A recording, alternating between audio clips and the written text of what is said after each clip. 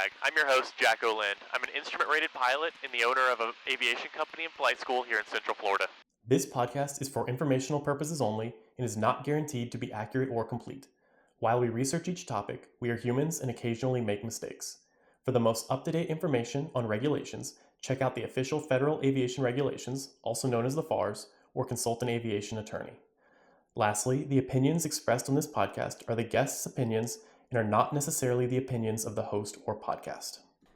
Welcome to this week's episode of the Wing Wag. Once again, I'm joined by my brother Matthew, and we're doing a short little episode on something interesting we saw while flying. So 2 weeks ago, Matthew and I were doing a night flight, an early morning flight, out of Space Coast Regional in Titusville, Florida. And so we take off, we do our flight, we come back, and the sun's coming up, and we saw something interesting. We were taxiing back to the hangar. We saw a white sphere, maybe like 10, 20 feet in diameter, sitting on a pedestal on the ramp at Titusville. And we talked to the tower, we asked them what it was, and they said it was a company that was trying to bring people to space via balloon. Then that got us into a rabbit hole of doing research on this company. And Matthew, so I know you said you've had experience with this company before. Yeah. So we've been, I guess, almost 2 years of doing the tailwheel endorsements, having the plane at X-21 Arthur Dunn, which is like 5 miles to the north of Space Coast Regional. So I sometimes pick up students at Space Coast Regional. And when I first started going there, they had this huge, like, white structure. They're hangars, but it's like a soft, like a tent kind It's like a temporary hangar. Yeah. Soft material. And there was stuff going on, right? We'll talk about it later, but there was a lot of industry going on. And as I kind of kept on going there, industry kind of stopped. And then one day I was going to pick up that student. We're doing just a recurrent training flight for a tailwheel. And they were just wheeling this just enormous sphere out on the ramp. And then that was, I think, a year or two ago, and it's been that way since. They're just right next to the tower, in between the tower and this huge temporary hangar is just this white, like fiberglassy sphere. Slowly growing like mold or something on it. Slowly turning green, right? My students I've heard a few theories on what it was, like something involving the ocean, some fancy new spacecraft. I've heard a bunch of theories, but never really got an answer until recently. Yeah. So what it is it is a vehicle to take tourists to space via, I guess, a weather balloon, a big plastic balloon. The company was called Space Perspective, and I said was. The company is now out of business. And so we have it's a fiberglass. No, I think it's carbon fiber sphere. Yeah, I think it's 16 feet in diameter. Material. And it's called like a space lounge. It has 8 seats, at least according to the renderings on the website. It looks very luxury inside. It has like a little bar. It has like a chef's area where they cook. Private bathroom. It has a private bathroom. They call it the space spa or something like that. Space spa. Yeah. And they would take you up to, I believe, 100,000 feet, right? Right about, yeah. And funnily enough, the tickets were also right around $100,000 each, $125,000. Yeah. They were saying, so this thing has big windows all the way around, and they're saying it's the biggest window that has ever been to space. They did actually make it to space a couple times before they went out of business. Do you remember reading about this? Yeah, they flew it.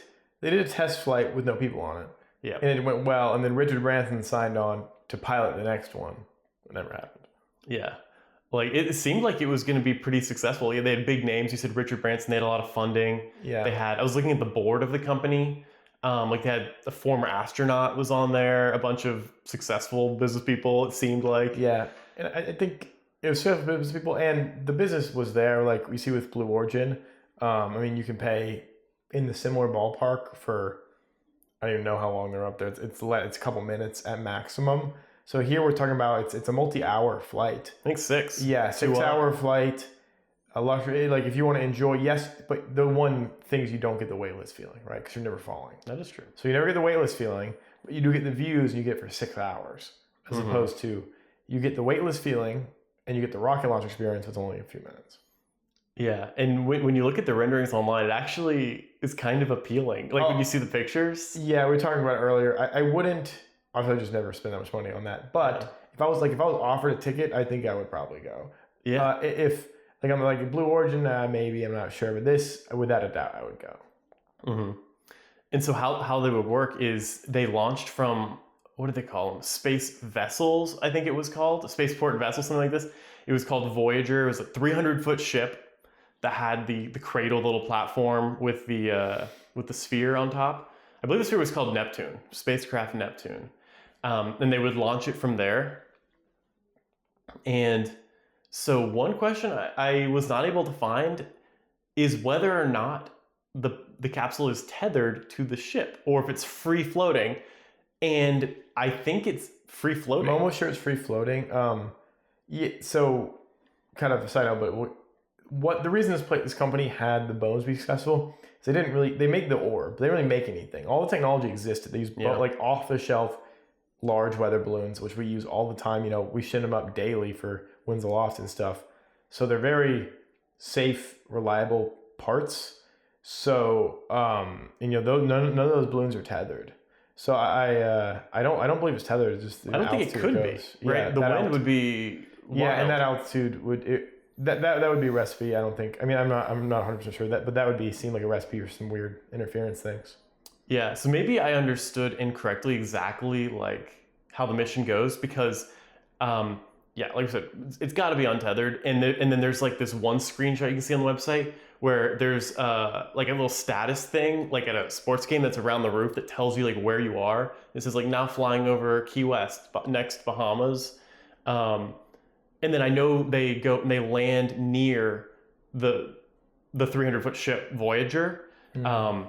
And they market that it's 20 minutes between touchdown in the ocean and getting you back on the ship. So I don't know how the ship can get from where you took off. I don't know if that's marketing. So the thing with, obviously they're above, they have to go through the jet stream. They go up with like 8 miles an hour they go up at. They have to go through the jet stream, which is going to move you around a lot. But then they get over it when there's not going to be that much wind once they're up like 100,000 feet. Yeah. But there are things that move them around. That's the one part it seemed like on the website was a little vague, that maybe they haven't ironed it out fully, is what is the procedure for getting these people? Because there's pictures, it floats, right? When it lands, it has flotation and it floats. And I mean, it's a comfortable lounge. You just sit there and float in the water if someone gets you. But I don't know, they didn't give details on the operation, because I don't think they ever really got to the operation side of things like that, about how are you going to get these people from somewhere in the ocean to where they are now. But people do fly weather balloons up, and when they come down, they usually come down not that far. Yeah, but that's the thing, like if you're going to charge people that much money, they don't want to be just stranded in the ocean even for like an hour. You weren't there.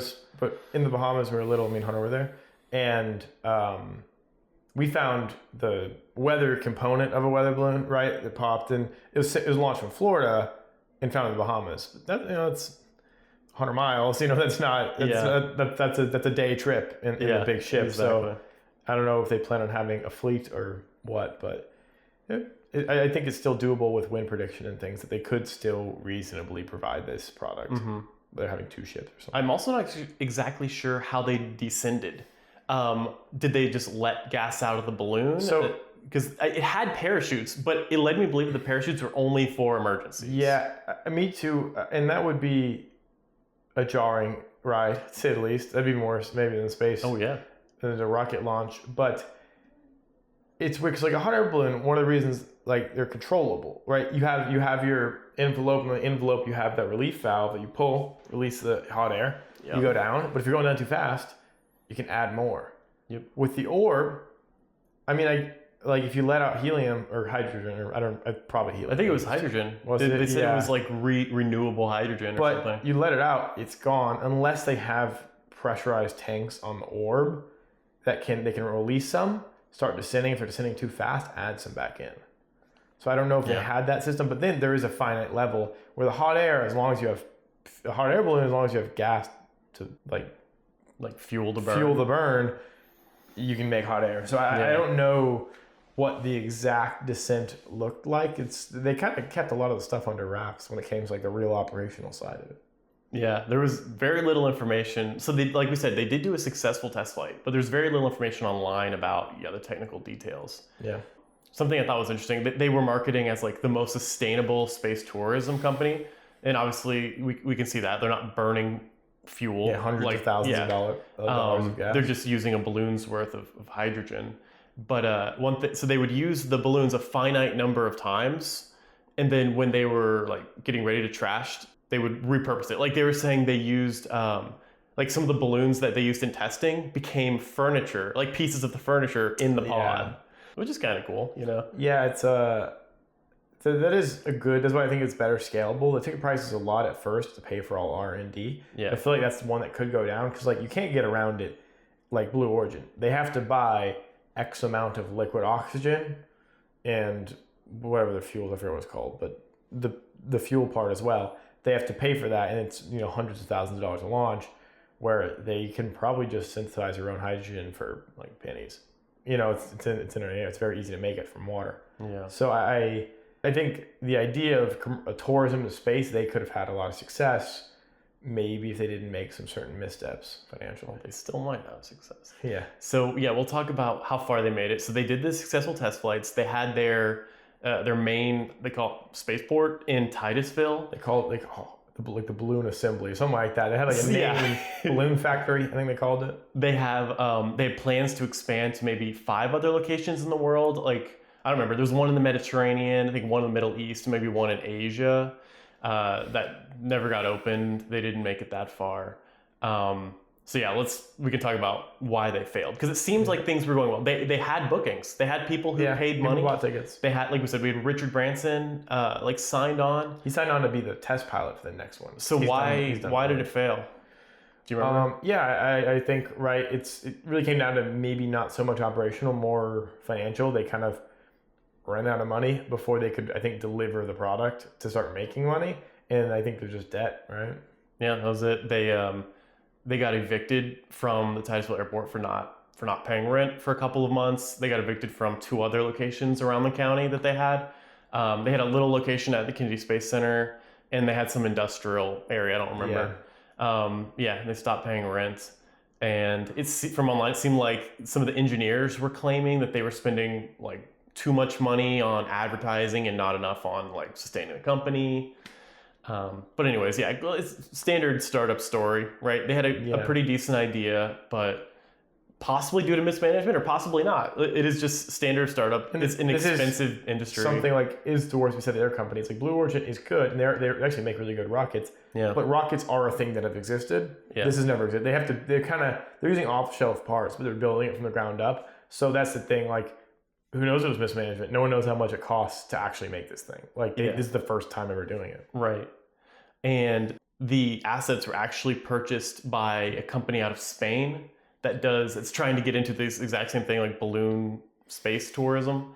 And they purchased them, but they haven't done any work yet. But they plan on restarting space tourism via balloon and opening some other locations around the U.S. And we'll see where that goes. I think it's kind of cool. I hope they bring it back. Yeah, I think this is one that I could see that cost going, like the rocket one, the cost will go down, but I don't see it going down that much. There's a physics problem there of how much fuel you burn.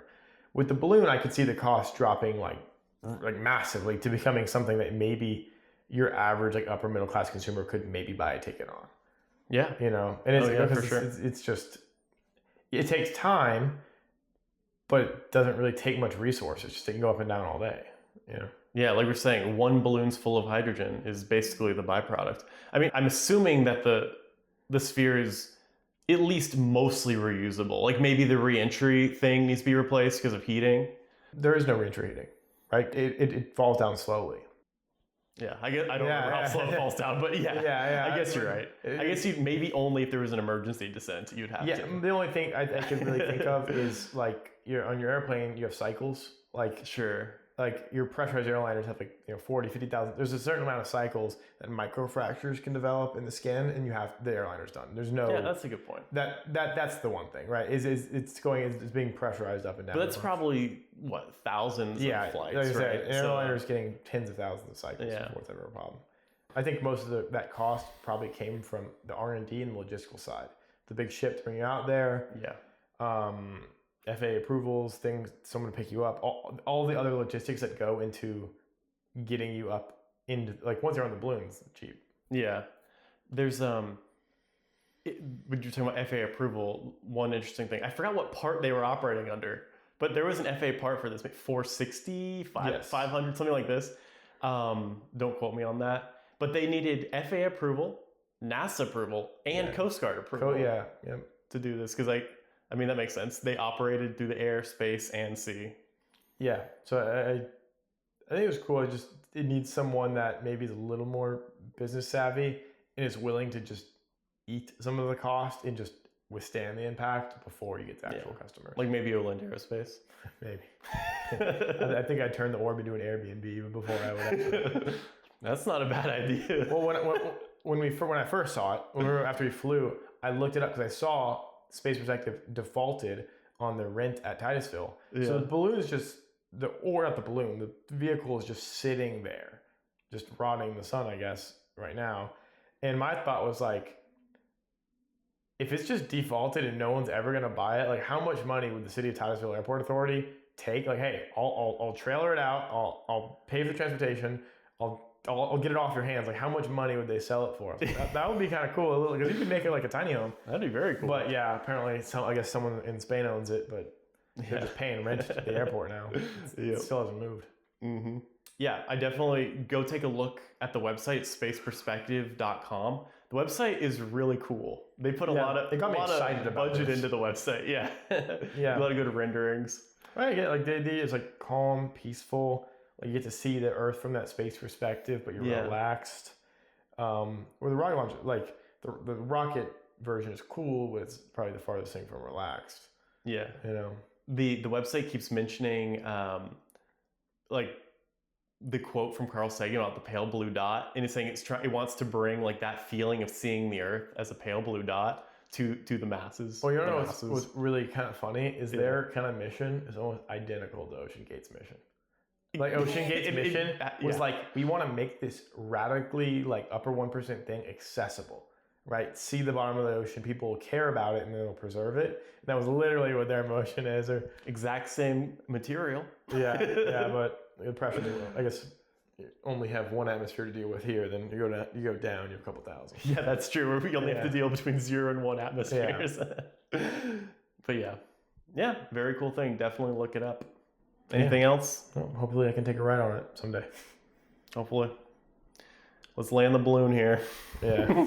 Thanks for coming on. Thank you for listening to The Wing Wag. If you liked this episode, please consider subscribing. And if you're out flying today, make sure to give somebody a wing wag.